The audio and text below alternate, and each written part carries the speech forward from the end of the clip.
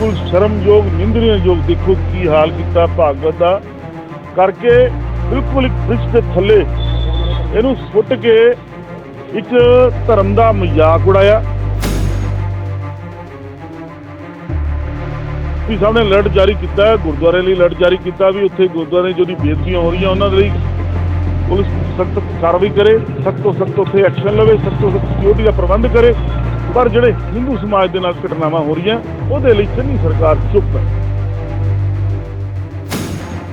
ਆਏ ਦਿਨ ਹੀ ਬੇਅਦਬੀ ਦੀਆਂ ਘਟਨਾਵਾਂ ਸਾਹਮਣੇ ਆ ਰਹੀਆਂ ਨੇ। ਇੱਕ ਪਾਸੇ ਜਿੱਥੇ ਪੰਜਾਬ ਪੁਲਿਸ ਨੇ ਬੇਅਦਬੀ ਦੀਆਂ ਘਟਨਾਵਾਂ ਨੂੰ ਲੈ ਕੇ ਅਲਰਟ ਜਾਰੀ ਕੀਤਾ ਹੋਇਆ ਹੈ, ਉੱਥੇ ਹੀ ਦੂਜੇ ਪਾਸੇ ਪੁਲਿਸ ਕਮਿਸ਼ਨਰ ਦਫ਼ਤਰ ਦੇ ਸਾਹਮਣੇ ਹਿੰਦੂ ਧਾਰਮਿਕ ਗ੍ਰੰਥਾਂ ਦੇ ਖੰਡਿਤ ਅੰਗ ਮਿਲੇ ਨੇ, ਜਿਸ ਕਾਰਨ ਹਿੰਦੂ ਸੰਗਠਨਾਂ 'ਚ ਗੁੱਸਾ ਪਾਇਆ ਜਾ ਰਿਹਾ ਹੈ। शिव सेना पंजाब के चेयरमैन राजीव टंडन, अमित अरोड़ा और गोरा थापर ने खंडित ग्रंथों को चुक के पुलिस हवाले कर दिता है और मामले की जांच की मांग की है। शिव सैनिकों का कहना है कि सरकार को इस पासे ध्यान देना चाहिए। एक पासे गुरुद्वारा साहिब च श्री गुरु ग्रंथ साहिब जी की बेअदबी हो रही है और दूजे पासे हिंदू धर्म ग्रंथों की बेअदबी हो रही है। जिवें ही शिव सैनिकों को पुलिस कमिश्नर दफ्तर और प्राचीन शिव मंदिर के सामने स्थित ढाबे के नेड़े पीपल के दरख्त हेठां हिंदू धार्मिक ग्रंथ श्री गरुड़ पुराण, श्रीमद भागवत गीता और होर ग्रंथों के पाए होने की सूचना मिली तो वो मौके पर पहुंचे। इत्थे आके उन्होंने सड़क ते सुट्टे ग्रंथों के अंग चुक ले और पुलिस कमिश्नर गुरप्रीत सिंह भुल्लर नूं फोन किया, जिस तो बाद एडीसीपी अश्विनी घोटालिया ते एसीपी नरेश बैल ने मौके ते पहुंच के अंगां नूं अपने कब्जे च लै लिया। एसीपी ने कहा है कि असीं मामले की जांच कर रहे हैं, आस-पास दे लगे सीसीटीवी कैमरे की जांच की जा रही है ते बनदी कार्रवाई की जाएगी। बड़ी मंदभागी घटना बिल्कुल पुलिस कमिश्नर के ऑफिस के बाहर जिन्हें भी की घटना बिल्कुल शर्मयोग निंदनीययोग। देखो की हाल किया भागवत का करके बिल्कुल एक ब्रिज के थले इनू सुट के एक धर्म का मजाक उड़ाया। जिसने भी की है कार्रवाई बिल्कुल निंदनीयोग है।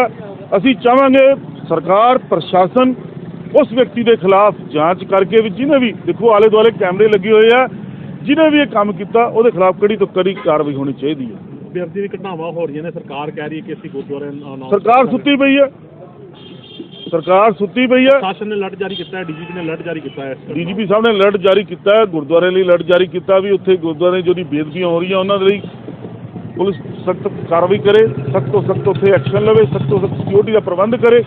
पर ਜਿਹੜੇ हिंदू समाज के नाल घटनावां हो रही ਉਹਦੇ ਲਈ ਚੰਨੀ ਸਰਕਾਰ ਚੁੱਪ है। पुलिस की शिकायत होंगे बिल्कुल असी अफसरां ਨੂੰ फोन मारिया, आंदी है पुलिस, देखते हैं की होता।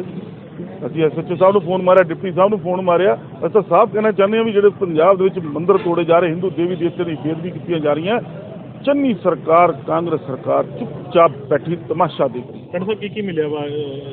ਬਿਲਕੁਲ ਆ ਦੇਖੋ ਭਾਗਵਤ ਗੀਤਾ ਜਿਹਦੇ ਆ ਵਿਸ਼ੇਸ਼ ਨੇ, ਆ ਸ਼ਿਵ ਪੁਰਾਣ ਹੈ, ਗਰੁੜ ਪੁਰਾਣ ਹੈ, ਉਹ ਵੀ ਮਿਲਿਆ ਇਹਦੇ ਵਿੱਚ। ਡਿਪਟੀ ਸਾਹਿਬ ਆਏ ਨੇ, ਅਸੀਂ ਇਹਨਾਂ ਨੂੰ ਵੀ ਦਿਖਾ ਰਹੇ ਹਾਂ ਮਹਾਰਾਜ ਇੱਥੇ ਨਾ। ਸਰ ਅੱਜ ਹਿੰਦੂ ਧਾਰਮਿਕ ਗ੍ਰੰਥ ਮਿਲੇ ਇੱਥੇ, ਬੇਅਦਬੀ ਵਰਗੇ ਹਾਲਾਤ ਸੀਗੇ ਉਹਨਾਂ ਦੇ। ਅਸੀਂ ਹੁਣੇ ਇੱਥੇ ਪਹੁੰਚੇ ਹਾਂ, ਸਾਨੂੰ ਇਹ ਪਤਾ ਲੱਗਾ ਸੀਗਾ ਵੀ ਭਗਵਤ ਗੀਤਾ ਔਰ ਸ਼ਿਵ ਪੁਰਾਣ ਜੀ ਦੇ ਖੰਡਿਤ ਜਿਹੜੇ ਹੈਗੇ ਆ ਮਤਲਬ ਉਹਨਾਂ ਦੇ ਜਿਹੜੇ ਧਾਰਮਿਕ ਗ੍ਰੰਥ ਹੈਗੇ ਉਹ ਉੱਥੇ ਪਏ ਸੀ ਪਿੱਪਲ ਦੇ ਥੱਲੇ, ਤੇ ਅਸੀਂ ਇੱਥੋਂ ਆਏ ਹਾਂ। ਹੁਣ ਅਸੀਂ ਇਹਦੀ ਪੂਰੀ ਇਨਵੈਸਟੀਗੇਸ਼ਨ ਕਰਦੇ ਹਾਂ ਕਿ ਕਿਸੇ ਨੇ ਇਹਦੇ 'ਤੇ ਸ਼ਰਾਰਤ ਕੀਤੀ ਹੈ ਕਿ ਜਾਂ ਕੋਈ ਕਿਸੇ ਵੇਲੇ ਹਿੰਦੂ ਧਰਮ ਦੀ ਖੰਡਿਤ ਚੀਜ਼ ਨੂੰ ਪਿੱਪਲ ਦੇ ਥੱਲੇ ਵੀ ਰੱਖ ਜਾਂਦੇ ਆ ਤਾਂ ਕਿ ਉਹ ਸਾਰਾ ਇਕੱਠਾ ਕਰਕੇ ਤੇ ਪੰਡਤ ਉਹਨੂੰ ਜਲ ਪ੍ਰਵਾਹ ਜਾਂ ਵਿਧੀ ਅਨੁਸਾਰ ਉਹਦਾ ਜੋ ਜਲ ਪ੍ਰਵਾਹ ਕੀਤਾ ਜਾਣਾ ਜਾਂ ਉਹ ਕਰ ਸਕਣ। ਉਹ ਅਸੀਂ ਹੁਣ ਚੈੱਕ ਕਰ ਲੈਂਦੇ ਹਾਂ ਸਾਰੇ ਆਲੇ ਦੁਆਲੇ ਦੇ ਕੈਮਰੇ, ਸਾਰੇ ਸੀਸੀਟੀਵੀ ਫੁਟੇਜ। ਇੱਥੇ ਸ਼ਿਵ ਸੈਨਾ ਜੀ ਦੇ ਰਾਜੀਵ ਟੰਡਨ ਜੀ ਵਗੈਰਾ ਆਏ ਆ ਸਾਰੇ, ਤੇ ਉਹਨਾਂ ਵੱਲੋਂ ਸਾਨੂੰ ਫੋਨ ਆਇਆ ਸੀਗਾ, ਇਸ ਕਰਕੇ ਅਸੀਂ ਪਹੁੰਚੇ। ਬਾਤ ਕਰ ਰਹੇ ਹਾਂ। ਹਾਂ ਜੀ। ਲੁਧਿਆਣਾ ਤੋਂ ਪ੍ਰਦੀਪ ਭੰਡਾਰੀ, ਇੰਡੋਸ ਟੀਵੀ, ਆਸਟ੍ਰੇਲੀਆ।